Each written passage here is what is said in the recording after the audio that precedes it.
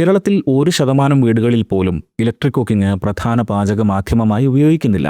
വിവാഹം കഴിക്കാതെ ഒറ്റയ്ക്ക് താമസിക്കുന്ന ചെറുപ്പക്കാരും വീട്ടിൽ നിന്ന് മാറി അന്യജില്ലകളിൽ ജോലി ചെയ്യുന്നവരും സ്വന്തം മുറിയിൽ അത്യാവശ്യത്തിന് വെള്ളം ചൂടാക്കാനും ചായ തിളപ്പിക്കാനും മാത്രം ഉപയോഗിക്കുന്ന ഒന്നാണ് മലയാളിക്ക് ഇപ്പോഴും ഇൻഡക്ഷൻ കുക്ക് ടോപ്പ്.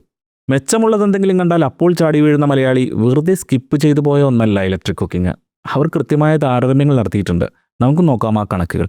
ഒരു ഇൻഡക്ഷൻ സ്റ്റൗവിൻ്റെ വില ശരാശരി 1500 രൂപ മുതൽ ബ്രാൻഡ് മേന്മയ്ക്കനുസരിച്ച് 4500 രൂപ വരെയാകും. ഡബിൾ ടോപ്പ്, ട്രിപ്പിൾ ടോപ്പ് സ്റ്റൗവിന് 8000 രൂപ മുതൽ 1,00,000 രൂപ വരെയുണ്ട്. വലിയ വില വ്യത്യാസങ്ങളില്ല ഗ്യാസ് സ്റ്റൗവിൻ്റെയും ഇൻഡക്ഷൻ സ്റ്റൗവിൻ്റെയും വിലകൾ തമ്മിൽ.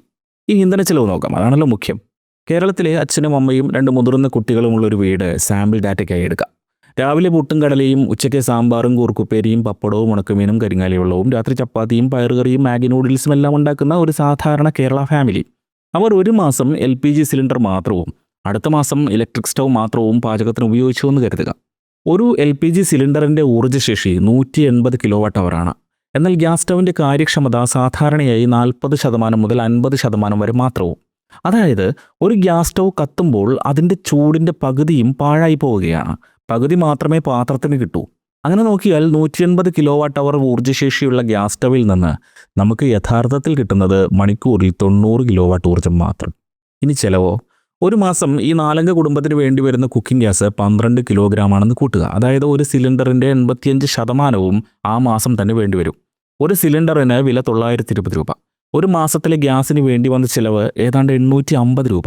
ഇനി ഇലക്ട്രിക് സ്റ്റൗ മാത്രം ഉപയോഗിക്കുന്ന മാസമോ? ഇൻഡക്ഷൻ സ്റ്റൗവിൻ്റെ ഊർജ്ജ കാര്യക്ഷമത വളരെ കൂടുതലാണ്. അതിൽ നിന്ന് ഒരു തുള്ളി ഊർജ്ജം പാഴായി പോകില്ല. കൃത്യമായി പാത്രത്തിൻ്റെ മൂട്ടിൽ തന്നെ കിട്ടും.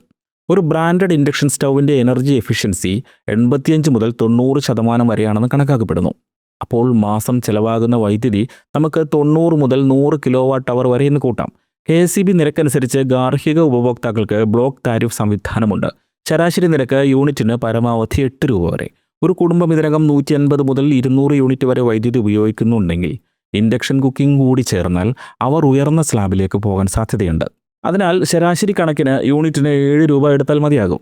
ചുരുക്കി ഇങ്ങനെ പറയാം, ഇൻഡക്ഷൻ സ്റ്റൗ ഉപയോഗിച്ച് മാസത്തിൽ വേണ്ട അധിക വൈദ്യുതി 100 യൂണിറ്റ്. വൈദ്യുതി നിരക്ക് യൂണിറ്റിന് 7 രൂപ. അങ്ങനെയെങ്കിൽ ഒരു മാസത്തെ പാചകത്തിന് വേണ്ട വൈദ്യുതി ചിലവ് 100 × 7 700 രൂപ. എങ്ങനെ ലാഭമാണോ? അതെ, ഗ്യാസിനേക്കാൾ 100 രൂപ ലാഭമാണ്. ക്ലീൻ എനർജിയാണ്, സേഫാണ്. പിന്നെന്തേ മലയാളി ഇലക്ട്രിക് സ്റ്റൗവിന് കൈ കൊടുത്തില്ല? അമേരിക്കക്കാരനും യൂറോപ്പിനുമെല്ലാം ലാഭം കിട്ടുന്ന പ്രകൃതി സൗഹൃദമായ കറണ്ട് കൊണ്ടുള്ള പാചകത്തിന് പിന്നാലെ പോയപ്പോൾ മലയാളി എന്തേ പുറംതിരിഞ്ഞു നിന്നു? അതിന് ചില കാരണങ്ങളുണ്ട്. കേരളത്തിലെ വൈദ്യുതി വിതരണത്തിലെ വിശ്വാസക്കുറവായിരുന്നിരിക്കാം പ്രധാന കാരണം.